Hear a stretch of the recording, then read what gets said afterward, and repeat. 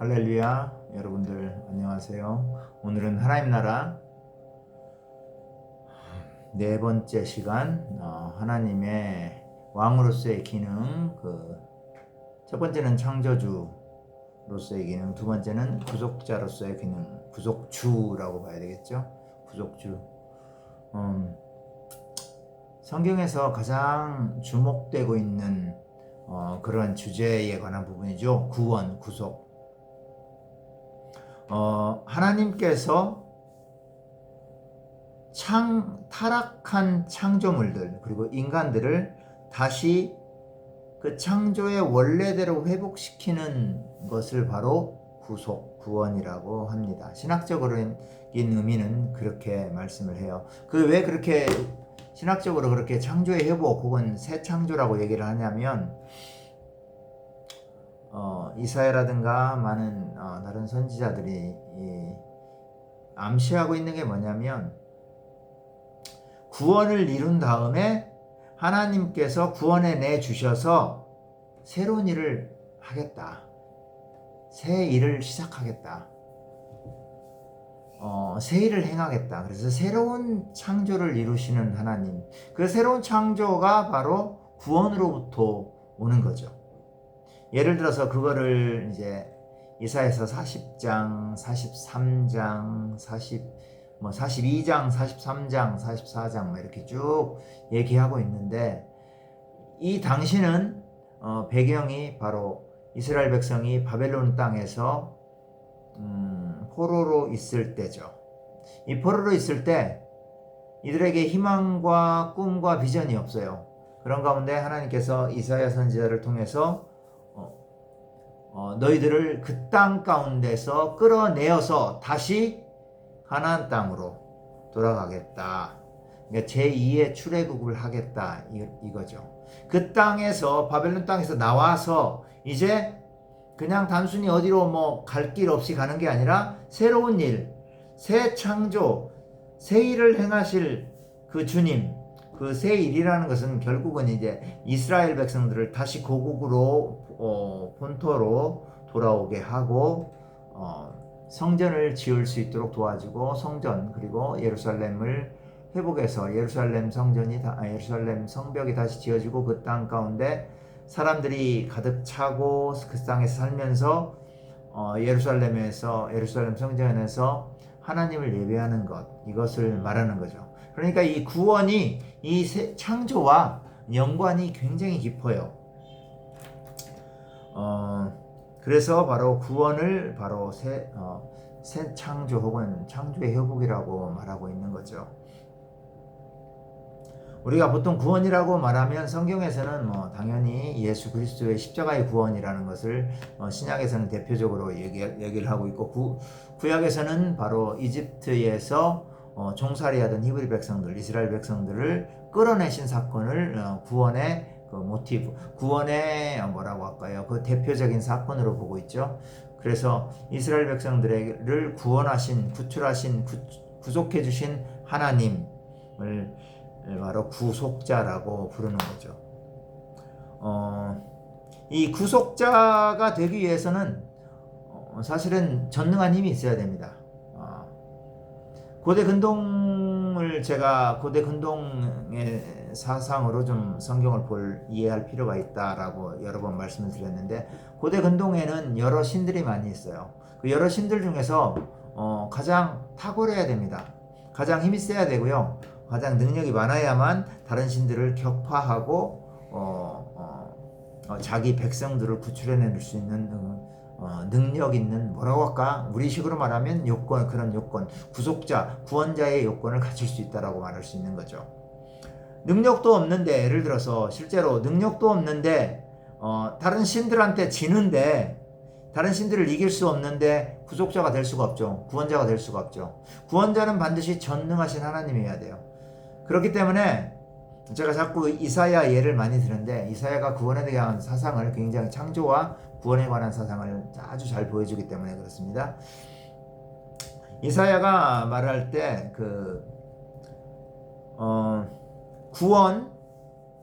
구원은 바로 창조로부터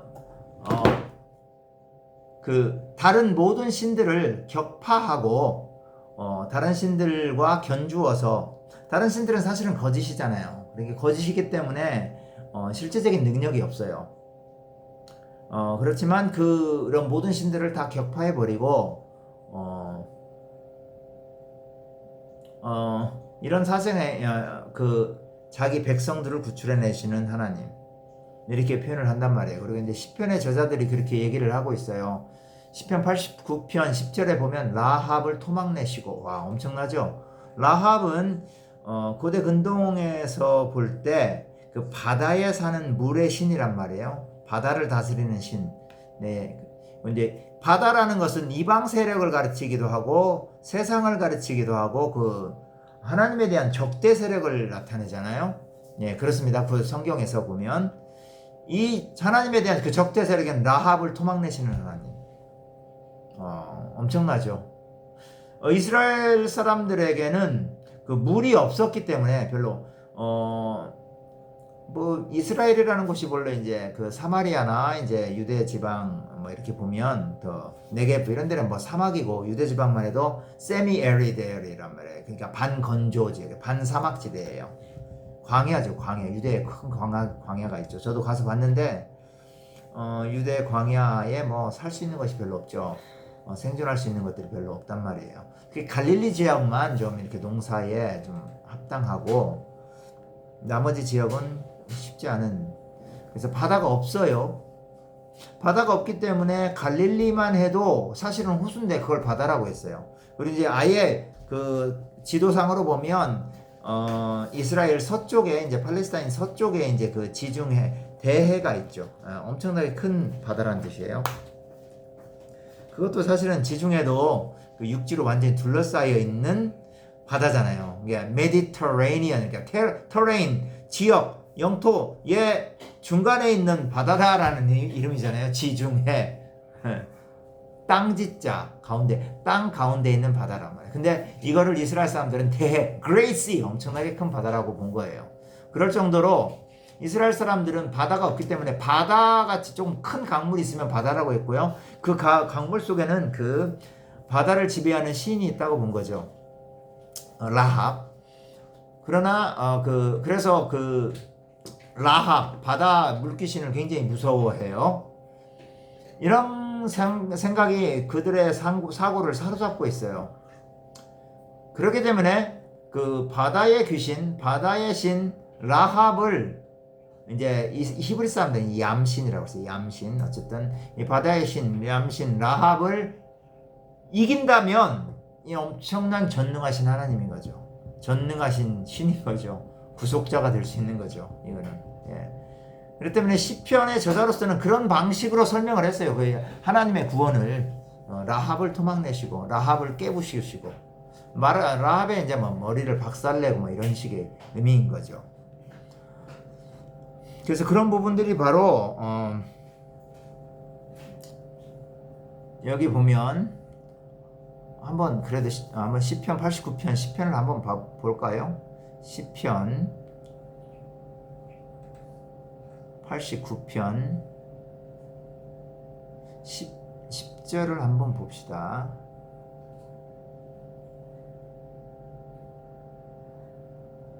10절을 보면요. 자,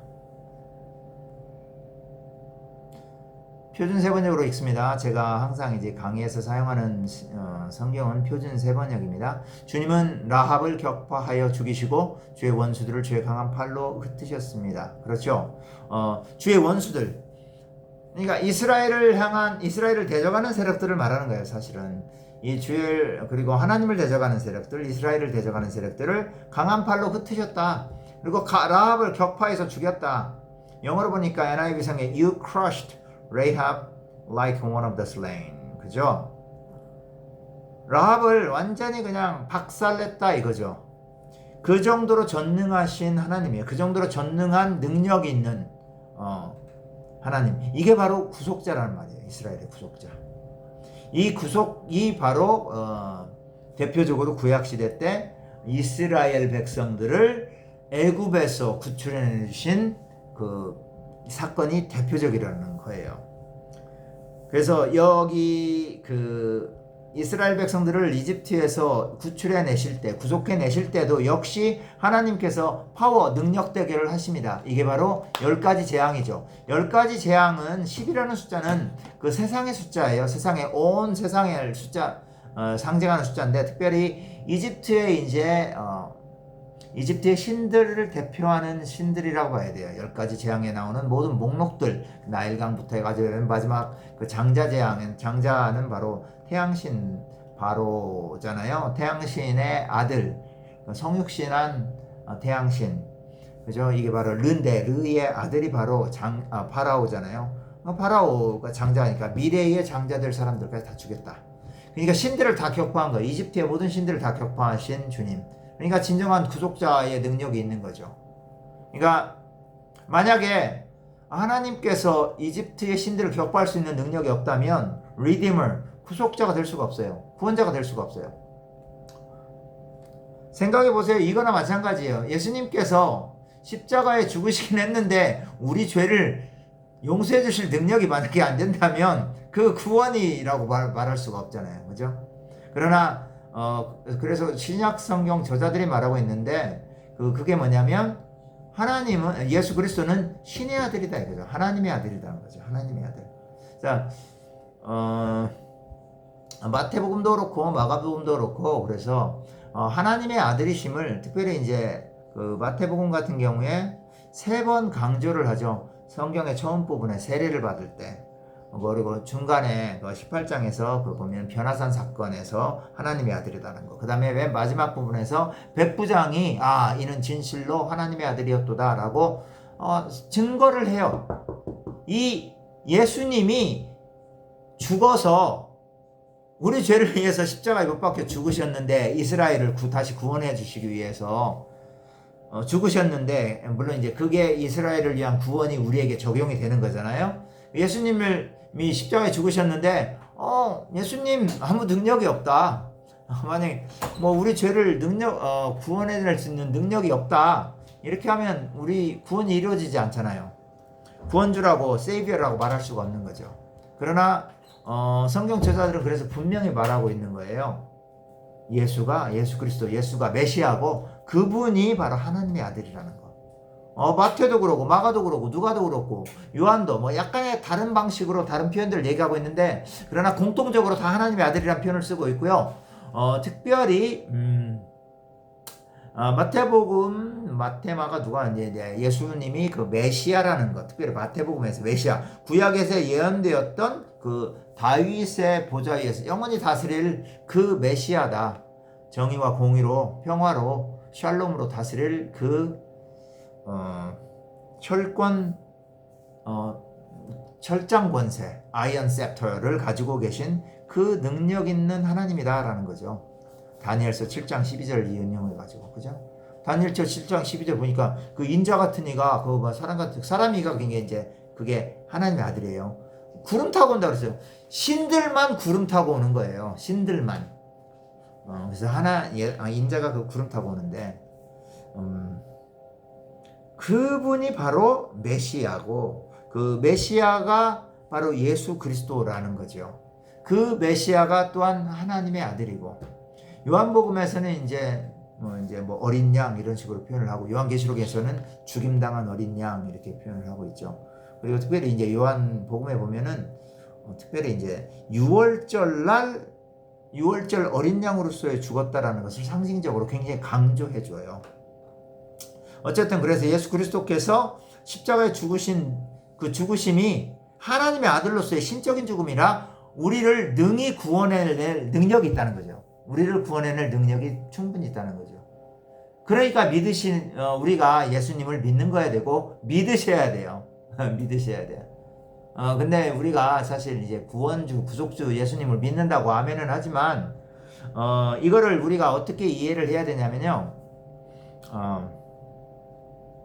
어쨌든 다시 한번 돌아가면, 구약에 나타난 하나님은 모든 신을 거짓 신들이잖아요, 사실은. 그래서 다 격파할 수 있는 능력이 많으신 분이에요. 전능하신 능력이 최고예요. 모든 신들에 뛰어나다라고 말씀을 하는 거죠. 그래서 구약에서. 그리고 신약에서도 예수 그리스도께서 십자가에 죽으셔서 우리를 구원하실 능력이 충분히 있다. 왜? 그분은 하나님의 아들이시고 그분은 메시아니까 라는 거죠. 그러면 이 하나님의 구원하시는 능력이 그분에게 있고, 그러니까 예수 그리스도 안에 있고, 그래서 예수 그리스도께서 그 구원의 능력을 우리에게 보여주셨고 우리를 구원해 주셨잖아요. 그렇지만 여기서 우리가 생각해 봐야 될 게 뭐냐면, 우리가 나는 예수님을 나의 구세주로 믿어요? 구원주로 믿어요? 아멘. 이렇게 말은 쉽게 할 수 있죠. 그렇지만 신약 성경에서도 구체적으로 구약에서도 이스라엘의 역사가 보여주고 있고 신약에서도 수많은 성경들이 신약의 성경들이 말해주고 있는 게 뭐냐면, 아멘은 하지만 실제적으로 삶 가운데서 우리가 예수님을 나의 구세주로, 나를 통치하시는, 나를 구원해 주셔서 통치하시는 분으로 인정하기가 어려운 부분들이 너무나 많다는 거죠. 아멘은 해요. 믿으려고 해요. 믿기도 해요. 근데 실제적으로 안 믿어져요. 그런 경우도 많고요.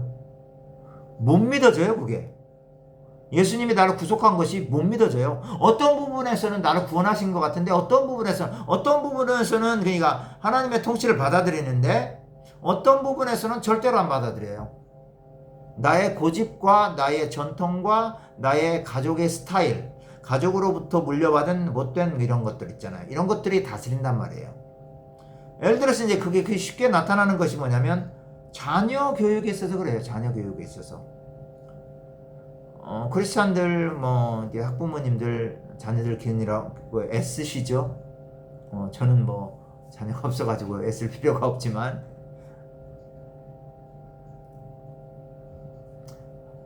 예수님이 구원주라고 믿고 나를 지금 다스리고 있고 나를 구원하셨음을 믿지만 자녀 교육에 있어서만큼은 예수님을 못 믿겠는 거예요.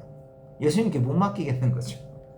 또 예를 들어서 또 다른 거에 있어서 내 대학 가는 문제에 대해서 혹은 다른 다른 일상적인 소위 이제 우리가 말하는 세속적인 아니면 우리의 이제 꼭 필요한 이런 것들을 결정하고 실천하는 데 있어서 이 부분만큼은 아닙니다. 이 부분만큼은 내가 하겠습니다. 라는 부분이 많은 거죠, 실제적으로. 그러면 예수님은 여러분들에게 구속주가 못 돼요. 왜냐하면 여러분들이 예수님의 구원지심을 믿지 않기 때문에 그러죠. 못 믿기 때문에 그러는 거죠. 그러니까 다 내려놓고 그런 것들을 철저히 주님 앞에 엎드려지는 자세가 필요해요. 그게 경배라는 거예요. 경배하다, 예배하다는 뜻이 무슨 말인지 아세요? 헬라어, 그리스어, 이제 신약성경 언어 헬라어, 그리스어로는 뭐냐면 프로스쿠네오, 납작 엎드려지다는 거예요. 납작 엎드려지다. 왜냐면 왜 납작 엎드려집니까? 이 납작 엎드려지는 거는 무슨 의미, 무슨 상징이에요? 왕 앞에 납작 엎드려지는 거예요. 왕 앞에서 사실, 생각해 보세요. 왕보다 파워가 강한 사람이 있나요? 육체적인 힘이 셀 수는 있겠지만 모든 정치적인 권력, 모든 것 왕이 최고잖아요. 그죠? 왕의 명령에 따라서 사람이 죽고 살기도 하잖아요. 그렇죠? 그래서 납작 엎드려져야만 예수 그리스도의 구속주 되심이, 나를 다스리심이 드러나는 거예요.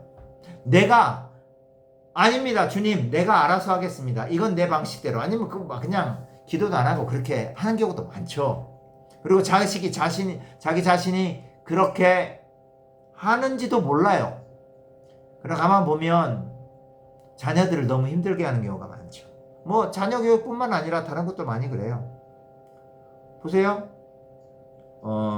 그런 경우 많습니다. 제가 더 많이 봤는데, 교회에서 자매들, 저는 장가갈 시집 가려면 어떤 남자 만나면 좋겠어요? 그러면 저는 믿음 좋은 사람이면 돼요. 근데 많은 사람들이 그렇게 얘기했던 사람들이 돈 많은 사람들하고 결혼하려고 한단 말이에요.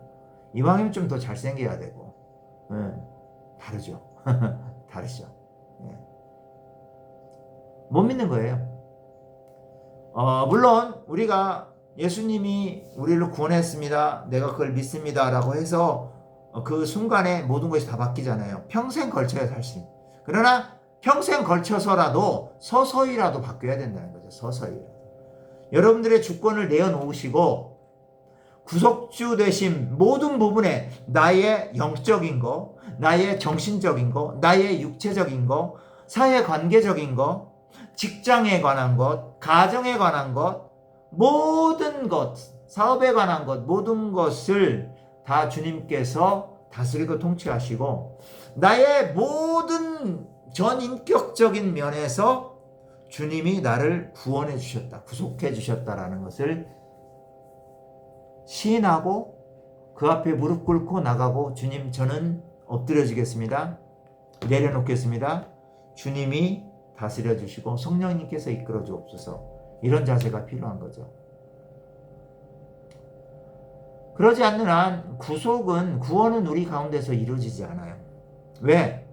말로만 아멘하고는 다른 거죠. 실제적으로 내 삶 가운데서 그 구원이 이루어져야 돼요. 이루어져야 돼요. 그러려면 예수님이 통치하도록 만들어야 되는데 예수님이 통치하지 못하도록 해요. 자꾸만. 아닙니다. 주님 이거 내가 알아서 할 테니까. 그리고 아예 물어보지도 않아요. 그렇죠. 잘 생각해 봐야 돼요. 여러분들의 모든 사람들이 다 그런 부분들을 다 가지고 있습니다. 그래서 여러분들 기도하셔야 돼요. 뭐냐면 주님 나에게 내가 잘 깨닫지 못하는 어떤 그 죄, 그거 깨닫게 해주세요. 성령님 조명해 주세요. 다 폭로해 주세요. 그래서 그것 놓고 진지하게 기도하셔야 돼요. 많은 크리스천들이 교회는 나오고 교회 나와서 이제 이렇게 1년, 3년, 5년 되고 그러면 집사도 되고 권사도 되고 장로도 되고 그럴 수 있어요. 교회 생활 익숙해지고 교회 리더가 될 수 있어요. 심지어 찬양 리더도 될 수 있고 성가대 리더도 될 수 있고 남전도회 여전도회 다 리더 다 될 수 있어요. 그거하고 믿음이 상관이 없는 경우는 굉장히 많단 말이에요. 그렇죠? 왜냐하면 믿음이라는 것은 주님의 그 다스림, 주님의 통치를 내가 모든 분야에서 받아들이느냐 안 받아들이느냐의 문제이지 교회의 직분, 교회 일을 잘하고 이거하고 아무 상관이 없는 거예요. 그러니까 심각하게 들어야 될 게 내가 새벽 예배를 잘 나온다고 해서 그 신앙 좋다. 그거는 신앙 좋을 수도 있지만 안 좋을 수도 있어요. 기도 열심히 하는 게 기도 많이 하고 오래 하고 이제 권사님들은 사실 기도 많이 하죠. 아무래도 여자분들이 기도 많이 하더라고요. 권사님들은 거의 다 대부분 저보다 기도를 오래 하더라고요. 보니까. 근데 믿음 별로 없는 경우가 많아요. 실제적으로. 이거 심각하게 생각해 봐야 돼요. 말씀에 의지하지 않는 기도는 그거는 이방인의 중언부언하는 거고 똑같습니다. 그러니까 우리가 착각하면 안 돼요. 내가 기도를 많이 했다. 교회를 잘 나온다. 교회에서 내가 리더다. 뭔가 하고 있다. 그것 때문에 내가 구원의 근거를 가지고 있다. 그건 절대 그러잖아요. 아무 상관이 없는 경우가 되게 많아요. 만약에 그것이 구원의 근거가 된다라고 했으면 마태복음 23장에서 예수님께서 바리새인과 서기관들 화 있을진저 심판하지 않겠죠. 그렇죠. 그리고 24장에 마태복음 24장 예루살렘 성전을 멸망이 나오지 않겠죠. 예. 이거 한번 잘 생각해 보세요. 구원이라는 것은 내가 순종적으로 반응함으로 인해서 예수 그리스도의 구속주 되심이 드러나는 거예요. 구원이라는 것은 이제 요한복음에서도 그렇고 요한복음에서 이제 어둠 가운데 빛이 비추는 거고요. 그 다음에 베드로는 어떻게 얘기하냐면 똑같은 얘기예요. 사실 흑암 가운데서 우리를 빛으로 인도하셨다, 건져내셨다 이렇게 얘기를 하는 거죠. 그러니까 구원이라는 것은 내가 어둠에 쌓여 있는데 나의 지성이 어둠에 쌓여 있어요. 감성이 어둠에 쌓여 있어요. 그죠?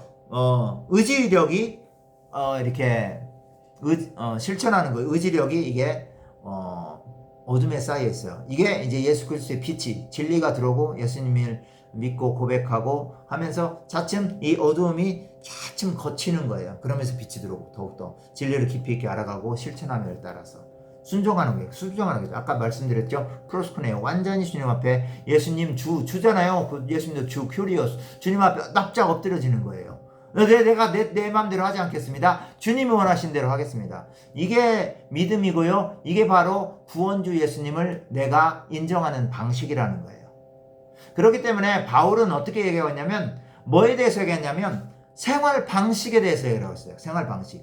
너희들이 예전에 헛된 우상을 따라 사는 방식, 끊임없이 헛되고 거짓된 허탄한 삶을 쫓아서 살지 말고 오직 진리에 따라서 예수 그리스도로 새로 옷을 입고 온유와 겸손과 이렇게 예수 그리스도의 성품 가운데서 나오는 그죠? 예수 그리스도의 성품이잖아요. 이게 그 온유와 겸손이. 구약 성경에는 온유와 겸손은 이스라엘 백성들의 성품이어야 돼요.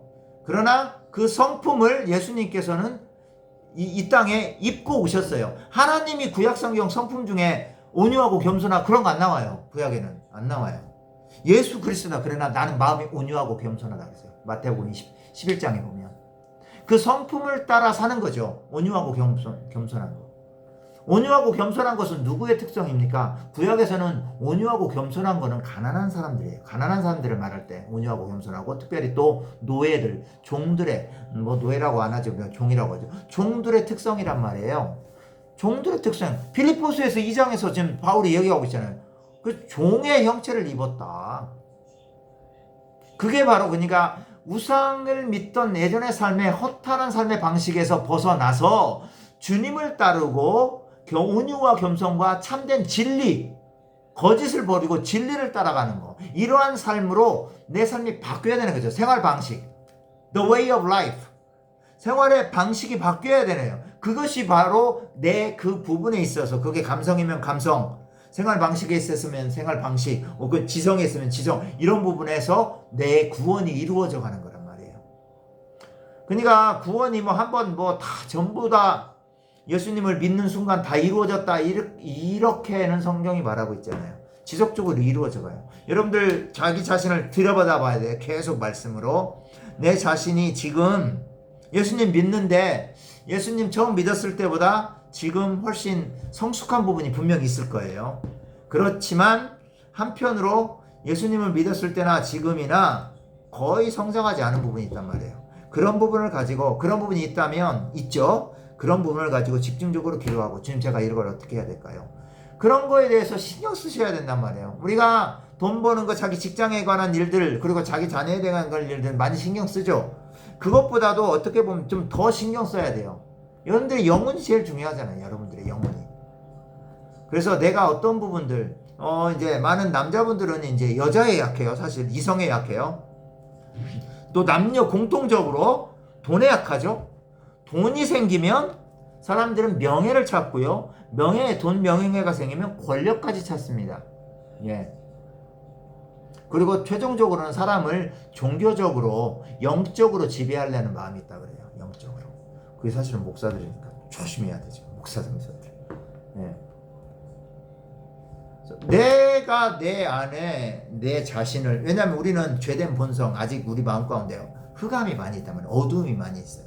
이런 부분들을 잘 바라봐야 돼요. 그러면서 자꾸 이 어둠이 드러나지 않도록 나오지 않도록 그러니까 어둠을 감춘다는 의미가 아니라 성령의 그러니까 육신의 갈라디아서 5장의 말씀에 따르자면 육신의 소욕대로 하지 않고 이거를 말씀으로 지배하는 거예요.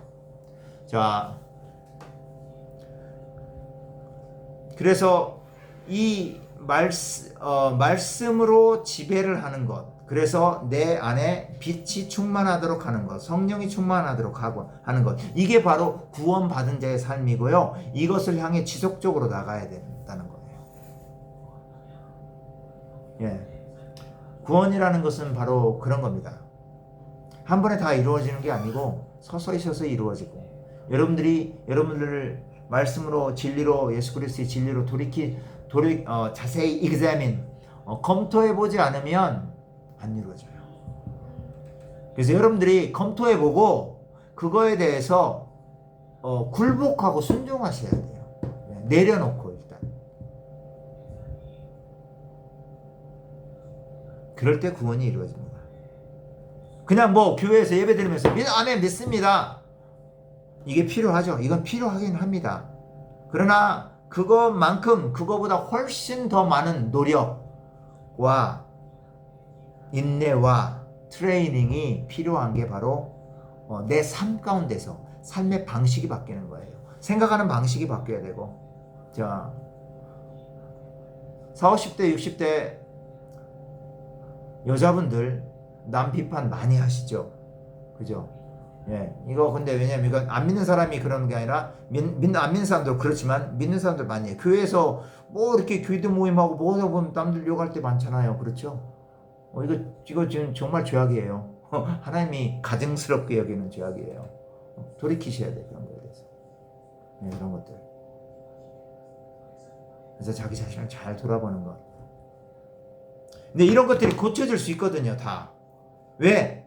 주님은 여러분들 구원하신 분이니까. 그 구원주 앞에 납작 엎드려 주시고 나의 잘못된 것, 뭐가 나의 그 단점, 나의 그 약점, 나의 그 모난 부분인가를 잘 기도하면서 또 자기를 잘 생각하면서 책에 좀 노트에다가 써보기도 하시고 그러면서 그거 가지고 집중적으로 기도하셔야 돼요. 남을 용서하지 못하는 사람들 있죠. 용서하지 못하면 하늘에 계신 아버지께서도 용서하지 않는다 그랬어요. 용서해야 돼요. 하나님 나라에 들어가려면 우리가 용서해야 돼요. 그게 하나님 나라 방식이에요. 용서를 하지 않는 삶은 뭐냐면 그건 죄에 지배받는 삶입니다. 그게 바로 죄에 지배받는 삶에서 예수님의 성령의 지배로 옮겨졌다라고 말하는 게 로마서에서 바울이 말하고 있는 주장이에요. 그게 구원이거든요. 그러나 내가 누군가를 용서하지 않는다는 것은 여전히 나는 죄의 지배 속에서 살아가고 있다는 거예요. 죄의 지배 방식에 따라서 갇혀 있다는 거예요. 그러니까 그거를 자각을 하셔야 되고요. 그거 가지고 철저히 기도하셔야 됩니다. 철저히 기도하셔야 돼요. 기도하시고 내어놓고 가서 용서 못하시는 분은 가서 용서하고 또 자기가 잘못했으면 미안하다고 잘못했다고 하고 용서를 빌고 이렇게 해야죠. 구원은 추상적인 개념이 아닙니다. 예. 실제적으로 나에게서 나오는 것들, 악함, 어두움, 더러운 것들을 다 토해내고 그것이 삶의 방식이 되지 않고 예수 그리스도의 빛이 나에 들어와서 성령이 음성을 이렇게 성령님이 나를 인도해 주시잖아요. 영감을 많이 주시고 또 말씀이 우리를 많이 깨닫게 해 주시잖아요. 만약에 말씀이 깨닫게 못 해 주신다라고 생각하시는 분들은 말씀 좀 제대로 읽으셔야 돼요. 예, 여러분들 만약에 혹시 여러분들 중에 이거 듣는 분 중에 기도만 가지고 여러분들 생활 하시는 분들이 있으면 그거는 거의 바알 신앙이 될 확률이 굉장히 높아요. 예수님의 신앙이 아닐 수가 있어요. 그건 아닐 확률이 대단히 높아요. 말씀에 예수 그리스도의 진리가 나오지 여러분들의 기도에서 예수 그리스도의 진리가 나오는 거 아니에요. 우리의 기도는 너무나도 인간적으로 가득 차 있는 경우들도 많아요. 그러니까 말씀으로 돌이켜보고 말씀으로 깨닫는 걸 기도를 통해서 기도라는 통로를 통해서 하나님께 간구하시고 나아가고 엎드려서 그래서 하나님의 나라는 건 사실은 단순한 거예요. 어떻게 보면 모든 삶의 영역 가운데서 나의 지성, 영성, 그죠? 의지라고 이 모든 부분 그러니까 사회의 모든 영역, 정치, 경제, 사회, 문화 모든 군대 모든 영역 가운데서 하나님의 뜻이 이루어지는 거예요. 하나님의 통치가 이루어지고 우리는 그 가운데 순종하고 그죠? 사탄의 통치가 아니라 하나님의 통치가 이루어지는 거예요. 나의 어두운 부분도 차츰 사라지고 하나님의 통치를 받아들여서 계속 바꿔지는 거예요. 이게 하나님 나라고 이것이 바로 예수 그리스도께서 이루셨던 구원이고 하나님께서 의도하신 구원입니다. 구원은 반드시 어둠 속에 우리를 내버려 두는 게 아니라 새로운 창조로 만들어 가십니다. 그래서 마지막 요한계시록 22장에 보면 21장에 보면 뭐가 나오냐면 새 예루살렘, 교회를 새 예루살렘으로 표현을 했습니다. 그리고 새 하늘과 새 땅이 나와요. 새 하늘과 새 땅. 그러니까 완전히 새롭게 된 구속받고 나서 새롭게 된 새 창조의 세계가 새 하늘과 새 땅이고요. 그 다음에 22장에는 뭐가 나오냐면 새 에덴으로 나옵니다. 에덴 아담과 하와가 살았던 그 에덴 동산에서 아담과 하와가 타락해버렸잖아요. 그렇죠? 그래서 그 타락한 타락한 인간 세계가 예수 그리스도에 의해서 다시 구원받고 구속받고 창조가 회복이 됐잖아요. 그래서 창조 회복이 완성된 것의 모습이 바로 요한계시록 22장 새 에덴의 모습입니다. 우리가 거기까지 가야 돼요. 이를 위해서 우리는 기도하고 계속 순종하고 나의 옛 생활 방식에 벗어나서 그거를 과감하게 버리고, 이거 여기에는 용기가 필요해요. 주님, 내가 주님 앞에 엎드려지겠습니다. 나의 모든 것을 다 내려놓겠습니다. 주님, 저를 다스려 주옵소서. 제가 아직 인식하지 못하는 부분까지도 깨닫게 하시고, 죄를 깨닫게 하시고, 이 부분에서까지도 다 주님께서 저를 다스려 주옵소서. 제가 주님의 통치를 받겠습니다. 라고 하는 고백이 우리들에게 우리 주 예수 그리스도에 대한 마땅한 구원을 받은 사람으로서의 표현인 거고, 믿는 사람이라면 모두가 다 그렇게 살아가고, 그것을 이루도록 우리에게 구속주가 되어주신, 요한계시록으로 표현하면 죽임당하신 어린 양 예수 그리스도께 찬양과 경배를 드려야 되는 거죠. 아멘. 오늘은 조금 이렇게 다른 방식으로 구속주 하나님, 구속주 예수님에 대해서 이렇게 전반적으로 살펴보겠습니다. 혹시라도 질문이 있는 것 있으면 댓글에 남겨주시고, 여러분들이 정말 이 강의를 잘 들어보시고 여러분들 자신을 다시 한번 돌이켜보시고, 정말 심각하게 주님 앞에, 구속주 예수 그리스도 앞에 나아가고, 아직도 내가 못 내려오는 거 있으면 철저히 내려놓고, 나의 그런 내 못 내려놓는 부분까지도 내려놓음으로 인해서 이제 그 부분까지도 성령님의 조명을 받고 예수님의 통치를 받는 그런 여러분들이 되기를 주님의 이름으로 축원합니다.